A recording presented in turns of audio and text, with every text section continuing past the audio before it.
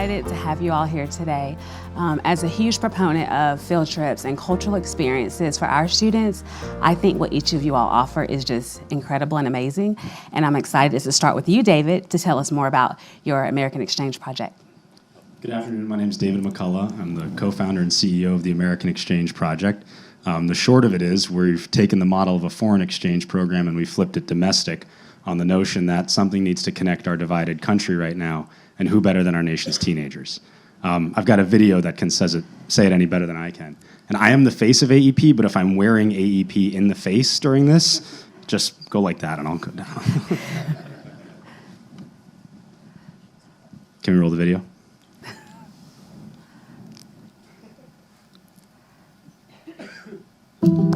Divisions define the moment. Political, cultural, geographic. Differences we once celebrated now polarize us. But too often we shun each other because we don't know each other. We need to rediscover our shared humanity, and young people can lead the way. What if students from Palo Alto and the Bronx got to taste the best barbecue in Kilgore, Texas? What if teenagers from Jackson, Mississippi and Jackson, Georgia could summit a rocky mountain or brave the Salmon River?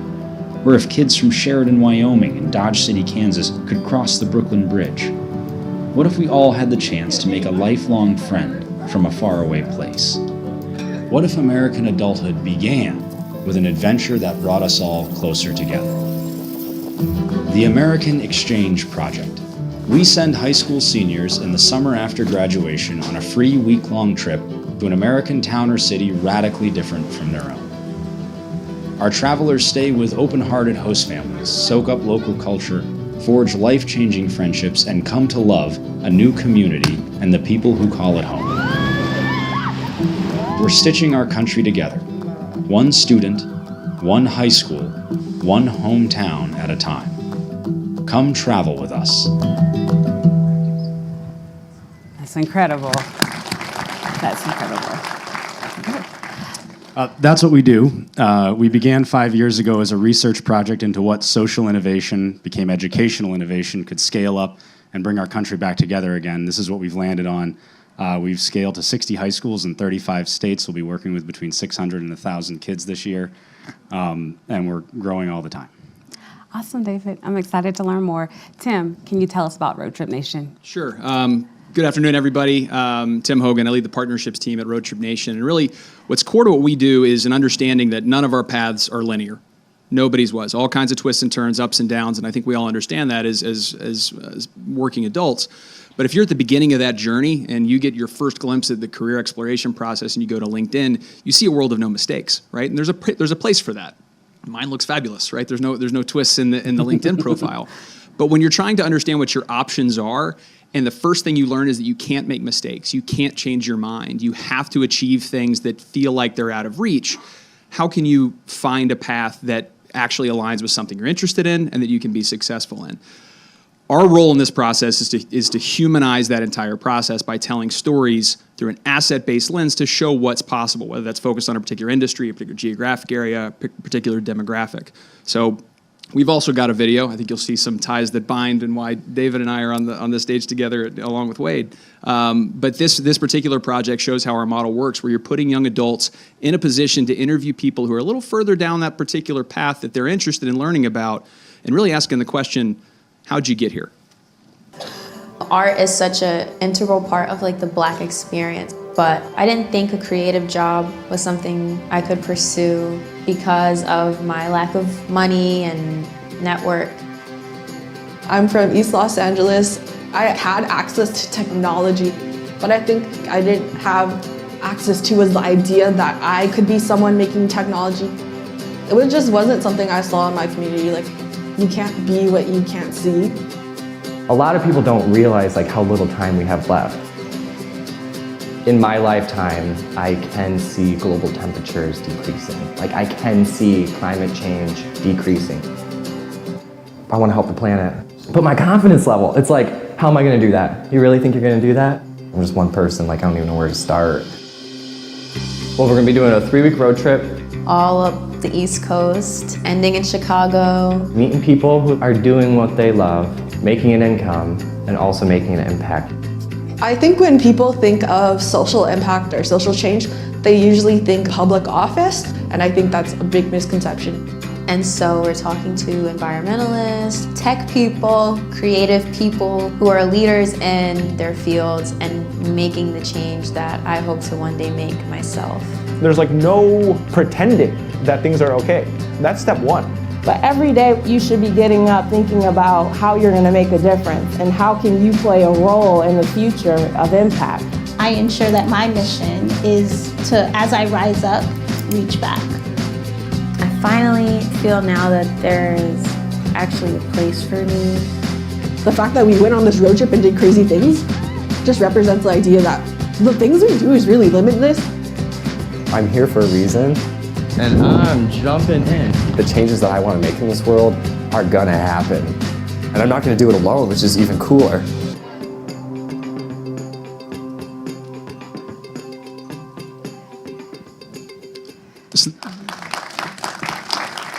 So that gives you a sense of the model, and the outputs from these projects are public television documentaries that reach about 50 million households each year. But then we also go back into the cutting room floor and take all of the content from the interviews and cut them up into short form videos. We have an archive of about 12,000 videos. We had about 1,000 a year, and really our mission is to figure out where all that can be placed and where it can be helpful, whether it's working with boys and girls clubs or ed tech companies or guidance counselors, trying to be the cement between the stones. I think I said that to somebody earlier today, for organizations who are doing really great work, but need that storytelling to help engage the audience that they're trying to reach. It's great work. I really love it. And I think that so often students, after high school, we drop them off the edge of the cliff and we say, no, you figure it out. But they need a transition. They still need something to get them to that next place. So that's what each of your programs offer. And now, Wade, we met last year through Yass Prize finalists. We're excited to hear about you again. Yes, good afternoon, everyone. And it's a great environment to be in. First of all, I am Wade Moore. I'm the founder and dean of the Urban Prep Academies, plural, in Wichita, Kansas. And I'm a Yass Prize finalist from last year. And through that, we were able to open up our second campus here, there in the city of Wichita. So we're pretty proud of that and how all that is working. My video, you can go to my website and watch my video if you want to see my video with that. You can check those out, got plenty of them out there. But we start at the very beginning of a child's educational journey. And I know a lot of organizations start with high school students, prepping them for this journey. But my theme at my school is higher learning earlier. That as soon as I can get that mind to going and thinking and training you, opening up doors of opportunities for you at a very young age, to where this now becomes common for you. So by the time that you're in middle school, you already know how to navigate the process of going through getting scholarships for college and all that. But what these guys are doing is pretty incredible. I look at what they're physically doing and I tie it back to education.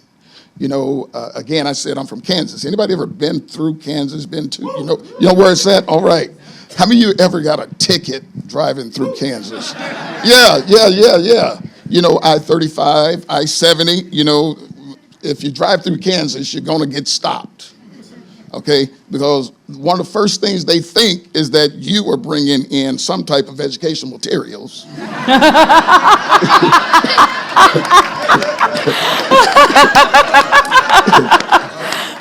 and we got to cut this thing off right here at the border. Okay. Wow. So that's where we are with education, and excited about hearing more of what they're doing and sharing with you. Thank you, Wade. Thank you all. You're doing amazing things. So I'd like each of you to tell us, what is the social impact and how does social capital play into what you all offer? And I always tell my students when they explain things to us, give it to me on a 6th grade level. So what is social capital, guys? Yeah, I can get started. I mean, the long and short of it, at least the way we talk about it, is building your network, right? And I think that means a couple of things. So when we think about the model that we go through, the deepest impact is on those 3 road trippers, right, who hop on that RV and spend a few weeks, living together and learning through that experience. But for us, we're trying to understand how we can take the video content, put it in a place where we're telling stories that students can connect with and understand the idea of growing that network, of having the confidence to sit down with somebody and have a conversation and say, how'd you get here? When were things tough? And the reality is of having that conversation, if Wade and I sit down for 45 minutes, I ask him his story, I've heard bits and pieces, we need to interview him, it's fascinating. My network got a little bit bigger, but what also increased is my confidence in talking to the next person and talking to the next person. And I'd love to say that there is a program, a platform, a PDF that is going to solve that, but the reality is you build social capital on your own, but you need to learn how to do that from somewhere else. And I think that's what a lot of us are trying to do up here in very different ways, which is why it's exciting to be in the room with all these folks. Yeah, I mean, in the words of my grandmother, it's not just what you know, but who. And in the words of my other grandmother, show me your friends and I'll show you your future. There are 2 types of social capital. There's bonded social capital, which is one's relationships with people who are a lot like them. Like them and however you might want to define that. That might be in your level of education you attain or folks in your neighborhood. There's also bridge social capital, which are your relationships with people who are very different from you. And with the way this country is demographically sorting right now, we are really deficient in bridge social capital. We're poor in that capacity. And just as Tim said, our associating with people who are different from us is not just important to our civic well-being as a nation, but it's important to our development as people. The ability to see people holistically for who they are, to talk to people as individuals, to not be plagued by prejudice and bias. Those are limiting agents, not just in our interactions, but in our futures. And that's really only done by interaction with folks who are different. It's an innate psychological muscle. AEP began when we heard kids across the country, whether it was white-collar liberal suburbs of Boston or Dodge City, Kansas, Lake Charles, Louisiana, saying, I feel like I'm growing up in a bubble, and I've never seen life outside the bubble. I'm 29, they're not in bubbles, they're in railroad cars. And it's important that in life we get out of the railroad cars, get off the tracks that we're all set on right now and explore a little bit. Yeah. And social capital, when we had our first initial meeting and talking about that, that was one thing that kept coming up with social capital. And with my children being mostly inner city kids, a lot of kids, and some of you can identify with this, they haven't even been to the other side of town. Right. They've never left out of their neighborhood. They don't know what's out there. And so they're acting according to the capital or the resources that they've been around. And so I believe social capital is very important in exposing our children at a young age. At our school, we believe in community infusion in our school. Want our kids to know what's out there, and even taking our children outside of it. I take our kids to a suburb of Wichita, and they're like, wow, didn't even know that was here. Or look at those houses, look at those homes. Right. And getting them to go beyond that. Bringing people in. One of the things we do every morning is morning motivation. And what we do is we'll bring in a guest speaker. We'll have a guest speaker every day. And we'll pick somebody, hey, you, what are you doing tomorrow at 8 o'clock? Show up at our school and you're the guest speaker. And so you're going to bring your experience. You're going to bring in some words that children have never heard, some experiences they've never had, and you are going to impart into them this capital and cause them to grow. I can say the majority of us in this room, we are who we are and becoming who we are because of social capital.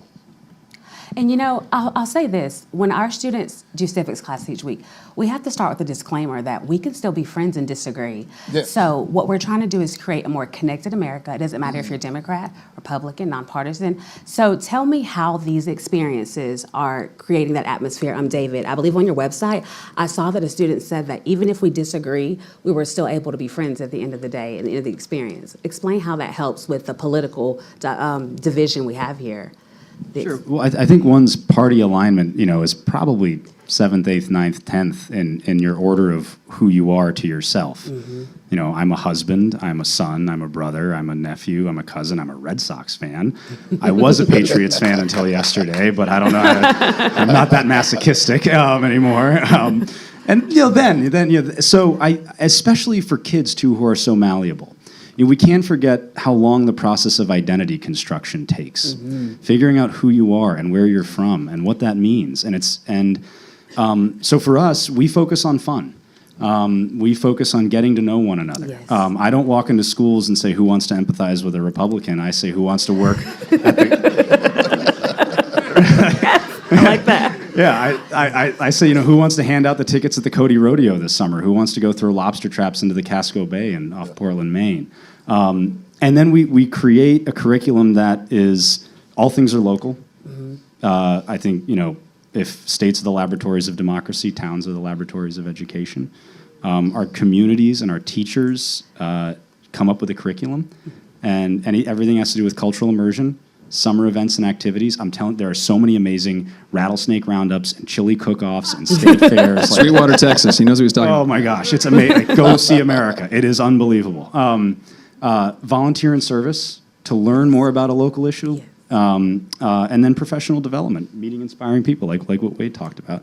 And if you can do all that, what happens are these beautiful organic friendships where I might disagree with you, but I get you, and I know where you're coming from. And instead of hitting someone with an accusation, I should ask them a question. And I love what you're saying. You're saying relationships first. And that's how we approach academics at our school. You've got to build a relationship first with students in order for them to connect with you and want to do other things. So we spend a lot of time doing that. Tim, can you tell us a little bit about how this is changing outcomes for students selecting careers, and how is it helping them into adulthood? Yeah, absolutely. As you might imagine, the deepest impact that we've had as an organization is on the 250, 260 people who've actually been on a road trip, right, over the last 20 years. But then the goal becomes, how do we replicate that in as many places as we possibly can? And so, on the surface level, like any good organization, you feel like you're doing the right things. I'm sure it's working, right? Then you've got to do a little bit more of an impact study and really understand what it is that's working. What we found over the last couple of years through two studies in particular, one was a 20-year retrospective study, one was specifically on those road trippers that I mentioned before. But in both cases, there were a select few experiences that rose to the top. And social capital and the understanding of social capital was very near the top. But then right there with it, which I think is relevant to the conversations that are happening in this room, is the relevance of education to career. Yes. And why am I sitting in this classroom? To what end, right? And again, there's a lot. These are complex issues that are getting solved by a lot of the people in this room. But to just understand that there's a chance what I'm sitting through in class today might actually help me do something I'm excited about and that I can be successful in is core. Right, to the simple engagement of the student. So, among the results we've seen from that, I think those are the two that keep leaping to the top in terms of the organizations we're working most closely with. Okay. That is helping them have the impact they're having with the students they're working with. Awesome. And then, Wade, just continuing on, creating a more connected America. You were told kids like you don't go to college. Explain what that meant to you and how that compels you to do more with your life and your career. Yeah, I grew up in rural Arkansas, and I grew up in a very democratic family. My father was born in 1906. My dad, yeah, and so I'm the son of his old age. They say Papa was a Rolling Stone. I don't. It just happened like that. And so I grew up in a very democratic family, but it was not forced on me. My dad told me to explore things for myself, find out what was out there, create my own beliefs with all that good stuff. And so then going through high school, exploring, trying to find my future, I go to going into my senior year of high school, I go to my high school counselor and I see all my friends are going to college and I say, hey, I'm thinking about going to college, what should I be doing? And he looked me in the eye and said, kids like you don't go to college. And, I'm 16 years old, turning 17, and I'm like, wow, and there's this guy that's suited and tied and degreed and I mean, he's been a principal, and I'm thinking, wow. And it affected me negatively for a while, but then I said, you know what, I'm gonna show this guy what kids can really do. And so I went ahead, joined the military, got connected, again, social capital, got connected to a whole different community. That road trip, went on a road trip, you know. That wasn't lost on me when Wade was telling a bit of a story earlier. In this road trip, you know, and going into the military and basic training, just what you do is you take all these kids from all over America. You got them from rural America, you got them from urban America, you got black, white, brown, you got all different religions, and we all end up at the same place for basic training. And we go through the basic training and all that, and man, we find out that we're not as different as people really was telling us, so we're not as disconnected.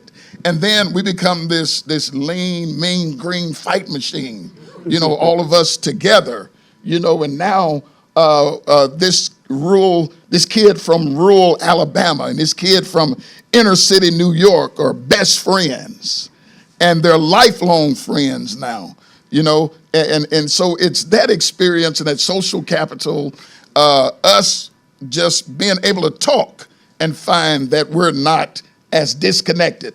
Of course, it's become a political thing, you know, and for a politician to be using that to get elected, you are one weak joker.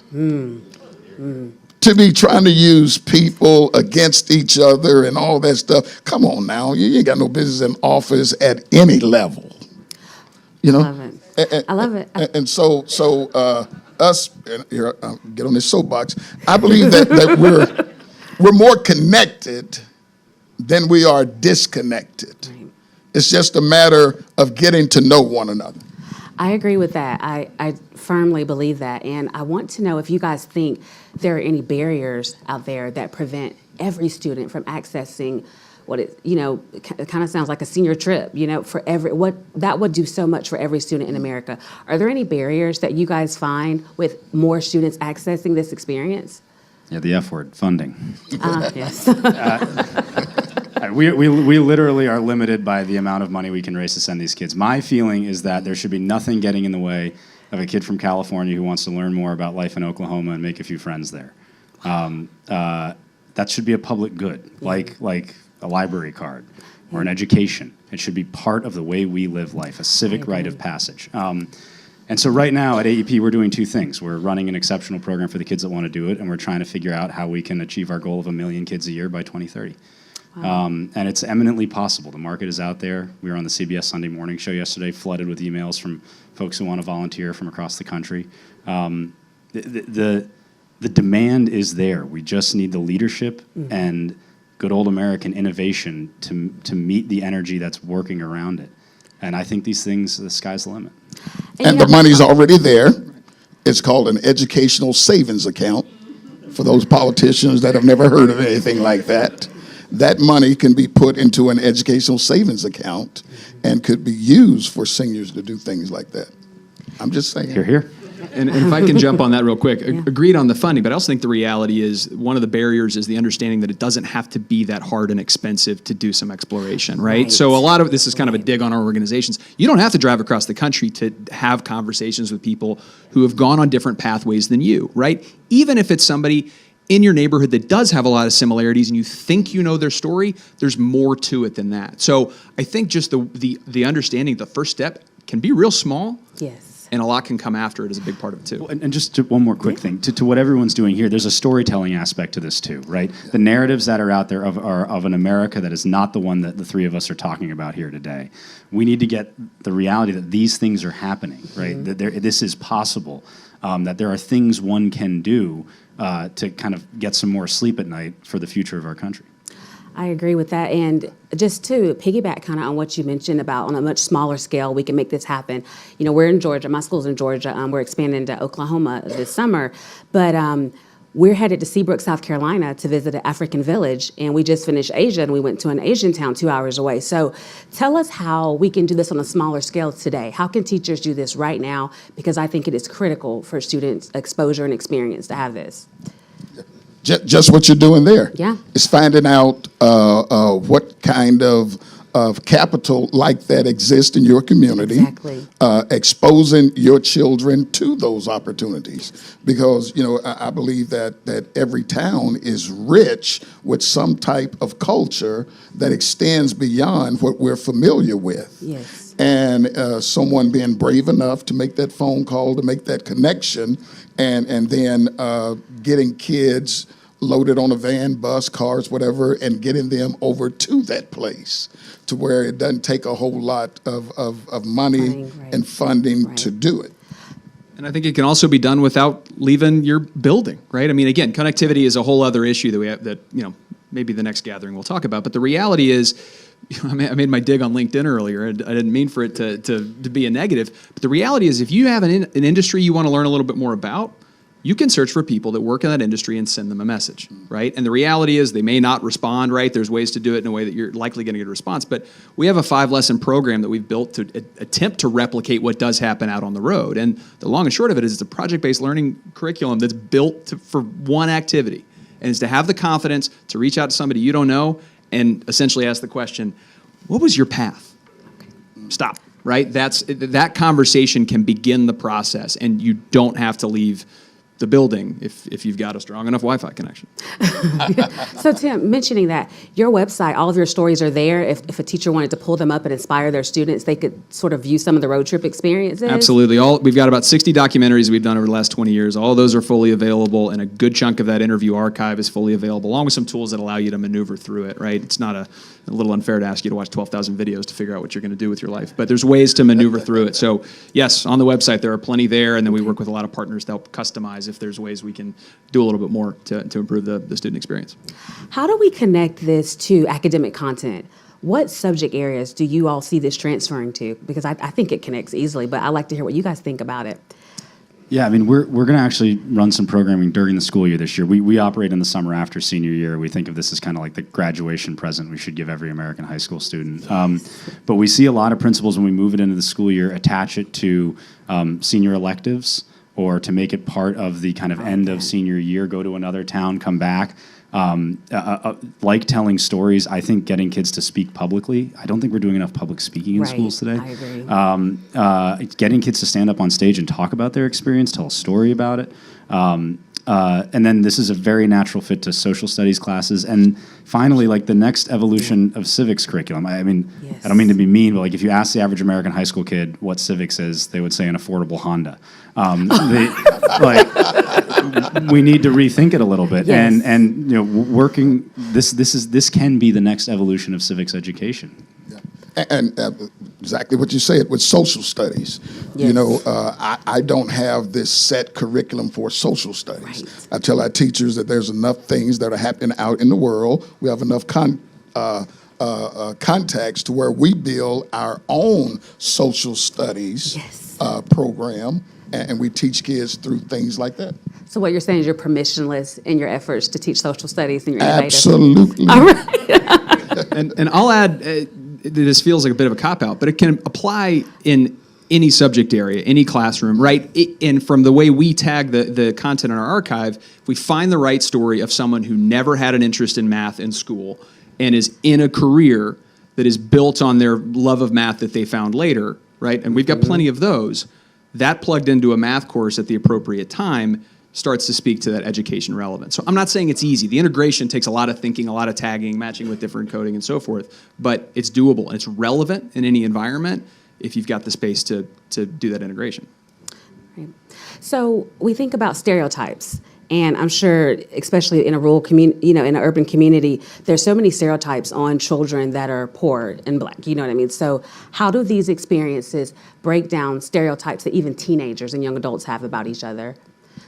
I think storytelling is the great vaccine to stereotyping, because it allows you to get to know people. And the reality that a lot of our kids see is as they become in closer relationships with the different people they're meeting, They realize that, we're the same but different. But if I was in your situation, I'd probably be exactly like you. And that is a deep moment of connection that allows us to work with each other. It's a yes and way of life. I was at a conference yesterday. We did an improvisational exercise. Yes and. And by allowing folks to be heard, and by meeting folks who feel unheard with curiosity and not judgment, it opens up the conversation. Right. Yes, and sorry. But the other part of it too is understanding that as we talk about, and we've done it a lot up here, is understanding stories of people who have taken different paths, who are a little bit further down that path. But then there's also the conversation about youth voice and hearing from each other, near peer conversations and so forth, to really understand, to David's point, about somebody that looks and comes from a place that seems so different. And then you start to hear the story of why they're exploring, what they're concerned about. We did a lot of this, especially on the tail end of COVID, right, is once we figured out which way was up and started, trying to focus again. The importance of those youth voice conversations were incredibly important, right? Because we were in the thick of a moment where, young adults are looking at all of us going, well, you clearly don't know what's going on now because the world is upside down. So what are you going through as a fellow student, and really understanding where are the ties that bind can start to break down those stereotypes. It's one step in the process, right? But even open up the conversations and finding where the similarities are has got to be a start. I love it. Wait. And that's it, just communicating with somebody, walking across the room, looking at somebody whose hair may be different, who, maybe dressed a little different, maybe coming from a different space, and just having a conversation with them and breaking those stereotypes. When we started our school, we did not have a school mascot. So I left it up to the students, those 8 to 11 students that was in that room. And I said, you guys come up with the mascot for the school. Usually somebody will go, well, we're the Rams, or we're the Lions, or we're the Tigers. And so then one day I'm walking down the hall and I hear this roar, "Rah!" And I see the smoke coming out of the stack, and I'm thinking, we got a mascot. And I said, okay, what did you come up with? And they said, we came up with the name Avengers. And I said, I like that, okay? We're not an animal, we're not this, Avengers. But why did you come up with Avengers? And these kindergarten through 5th grade students said, we are avenging stereotypes. Yes, I love that. That's great. So in closing, I would like to say that, I service a huge population of neurodiverse students. Most of our students are autistic, and only 18% of adults with intellectual delays are employed. Tell us how, just in closing, how can your programs help the neurodivergent community reach career opportunities more? Yeah, I think social connection is key to mental health of all kinds. I think it's key to development and social development. Our program, every student that travels connects with 30 other people. So we had over 300 students that traveled last year. We had thousands of people work through the program. In addition to that, a lot of students, it's now proven, we were actually at this other conference yesterday, not to talk about a different conference at this conference, but we're talking about the importance of mentors, and that in many ways, folks will confide more deeply in an adult mentor than they will a therapist. And through programs that get kids out and connecting, who are putting together their identity and their way of socializing with the world and finding their way, they will connect to mentors who become important people. Exactly. We've had kids go through terrible mental health issues after our program, and they were not calling a therapist, they were calling a rancher in Texas who was their new best friend. Exactly. I also think that these things have to be public. There can be no barriers to entry. Too often we have programs that are great that are only available to one type of kid. Well, what's up with that? This is for everyone. Exactly. Tim, any last? Sure. And on our side of it, to that particular community, which is not all students, we've touched on it, right? To be totally candid with you, we've done some of it mixed into a lot of different projects with a focus on industry, geographic area, what have you. But we're smack in the middle right now of a few conversations. One's focused specifically on technology for good. Essentially what that means is you've got a certain understanding of what the technology industry actually is. Where are some places it can apply and actually change the world? One piece that we're learning a lot about right now, far from an expert, is autism technology and that particular space and what that means from a career standpoint for folks who can actually find a way to change the world in a space that they didn't know existed in a population they haven't really been exposed to. So that's just one particular example, but I would say the burden on us is that as we touch on a lot of things we need to touch on, we learn a little bit more about how many more projects we need to do. So in the hopper, there's one specifically focused on wellness and mental health. We can't just do one. That's a monster project, a lot of through lines through it. So when we realize we've done a little bit, that means we've learned we've got to do a whole lot more. Thank you. Well, our time is up, but these guys are making the connections between students across America, and I think they're doing an awesome job. Give them a hand. Thank you.